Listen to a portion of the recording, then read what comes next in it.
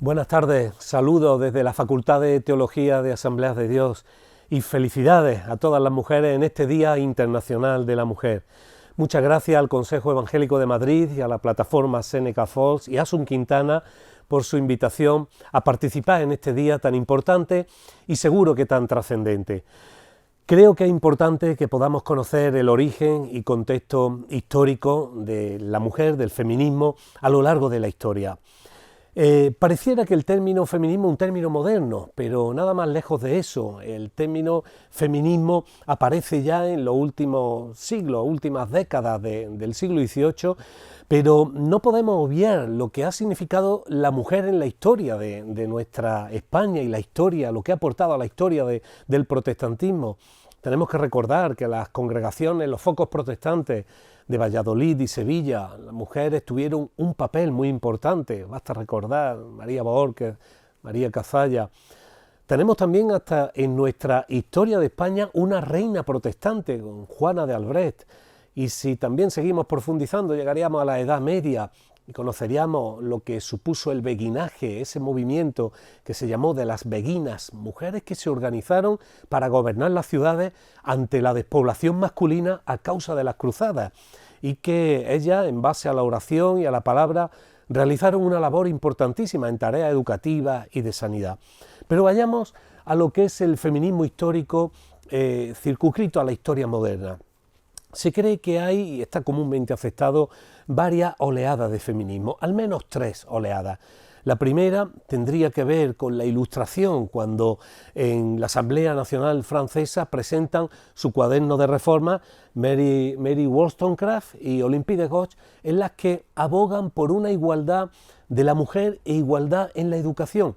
2 principios claramente heredado de la Reforma protestante. Recordemos que la Reforma es el antecedente necesario de la Ilustración, pero habría que llegar al siglo XIX para conocer el movimiento feminista como tal y todas las transformaciones que llevó a cabo. Estados Unidos, que es donde se desarrolla en el siglo XIX, a inicio del siglo XIX, está viviendo una gran crisis ética, moral, que afecta a todas las capas de la sociedad y con graves consecuencias.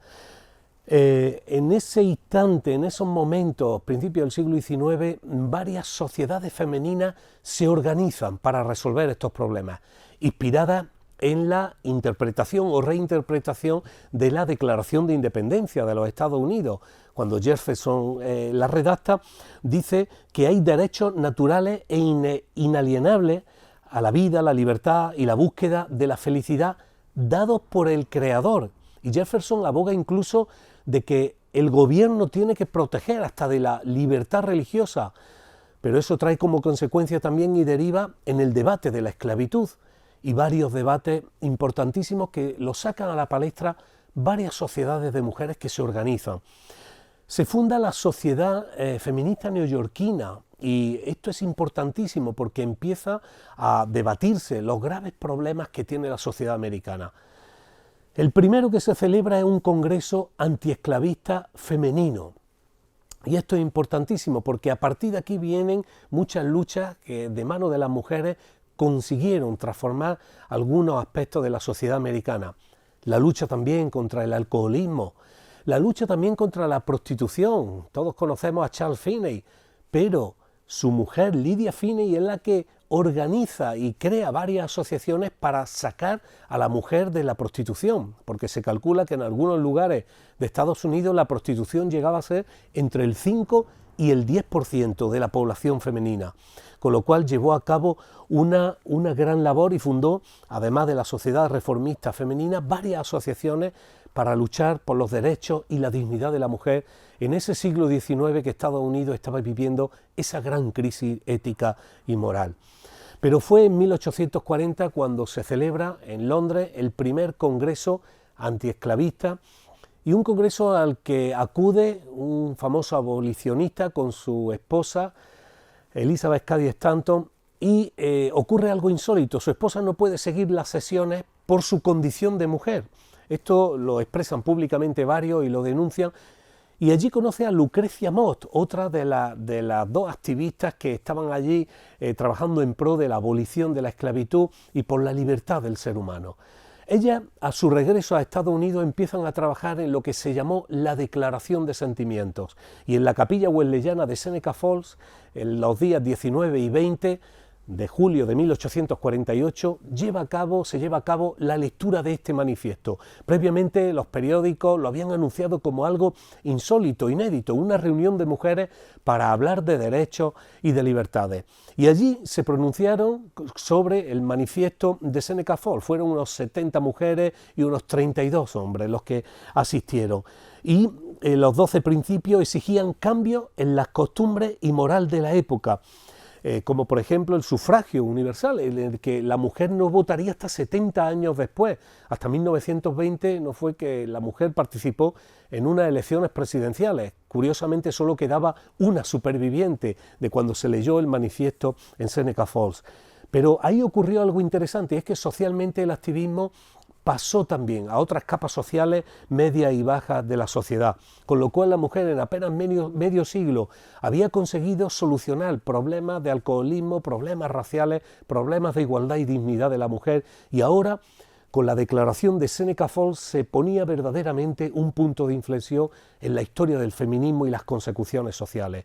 Pero fue también en 1852, una obra maestra de la literatura, La cabaña del tío Tom, llevada a cabo por Harriet Beecher Stowe, en la que ella pone en evidencia el grave problema racial que todavía seguía sufriendo los Estados Unidos de América. Recordemos que Harriet estaba casada con un pastor y era hija de pastores. Cuando Abraham Lincoln se entrevistó con ella, le dijo: ¿con qué es usted esta mujercita que ha llevado a cabo esta gran guerra? Aunque también hay quien dice que lo que Abraham Lincoln dijo exactamente, refiriéndose a Harriet, dijo: es usted esta pequeña gran mujer que está ganando esta gran batalla, evidenciando que claramente habían sacado a la palestra el gran problema de la esclavitud y que las mujeres estaban consiguiendo ese camino hacia la abolición. Pero no sería hasta el mes de marzo del 57, de 1857, cuando las mujeres se manifestaron por primera vez para defender sus derechos, ya que todas las trabajadoras textiles de Nueva York estaban trabajando en unas condiciones deplorables, y ellas se manifestaron en marzo de 1857. Pero fue también un mes de marzo de 1911 cuando lamentablemente el incendio de una fábrica de camisas en Nueva York puso en tela de juicio de nuevo el retraso que se llevaba en los avances e igualdades, ya que murieron 140 personas, de ellas 120 mujeres, eran niñas inmigrantes que estaban trabajando allí en unas condiciones también de semiesclavitud. Hay muchas hipótesis: si la fábrica estaba cerrada, si el incendio fue provocado. Los dueños decían que estaba cerrada por cuestiones de seguridad. Lo cierto también que hay testigos que dicen que el humo era violeta debido a los tintes que se empleaban, y de ahí que el violeta sea el color que distingue al feminismo, aunque realmente el violeta se empleó en 1920 por primera vez por las sufragistas londinenses. Pero fue en España hasta 1936 que no se celebró por primera vez el Día Internacional de la Mujer, y las Naciones Unidas, la Organización de Naciones Unidas, decretó el 8 de marzo como Día Internacional de la Mujer y de la Paz Internacional, con lo cual ha sido un recorrido larguísimo desde el siglo XIX hasta 1977, que de manera consensuada y de manera general se establecía en muchos países que el mes de marzo sería el Día de la Mujer, y en España se escogió el 8 de marzo. Actualmente en España vivimos en una tercera ola que se calcula que, al igual que en toda Europa, llegó de la mano de los años 60 de Simone de Beauvoir con su obra El segundo sexo, y Betty Friedan con la mística de la feminidad, en la que apostaban también por nuevos conceptos del feminismo, pero también daban un paso hacia lo jurídico, en lo que decían que se debía legislar también lo privado. Era un feminismo que variaba también de cómo surgió en el siglo XIX en América, y actualmente el feminismo que vivimos es un feminismo con una gran repercusión mediática, gran repercusión internacional y muchísima visibilidad en esta era digital de las redes sociales.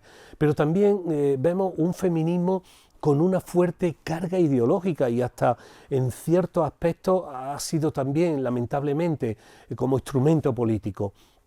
Pero entendemos que el feminismo está aquí para que se pueda ver todo el aporte que se ha hecho y que días como hoy y Plataforma Seneca Falls y el Consejo Evangélico de Madrid tienen también que seguir en esta labor de divulgar y dar a conocer ese feminismo histórico y esos orígenes. Permitidme ya que para concluir lo haga con un pasaje del Evangelio de Mateo capítulo 19, en el que se pone en evidencia ese abuso histórico, incluso amparado en la ley, del hombre sobre la mujer. Y Jesús da la clave. Dice que esto es a causa de la condición del ser humano y de la dureza del corazón, pero que en el principio no era así. Es lo que hemos intentado hoy que podamos conocer, que en el principio el feminismo histórico resolvía graves problemas de las sociedades y transformó las sociedades allí donde se desarrolló, que todavía hay un largo camino por recorrer y que los archivos y la historia todavía no lo han dicho todo. Por eso tenemos que centrarnos, posicionarnos y reivindicar ese auténtico y genuino feminismo desde su inicio. Así que el Señor os bendiga, muchas felicidades a todas las mujeres.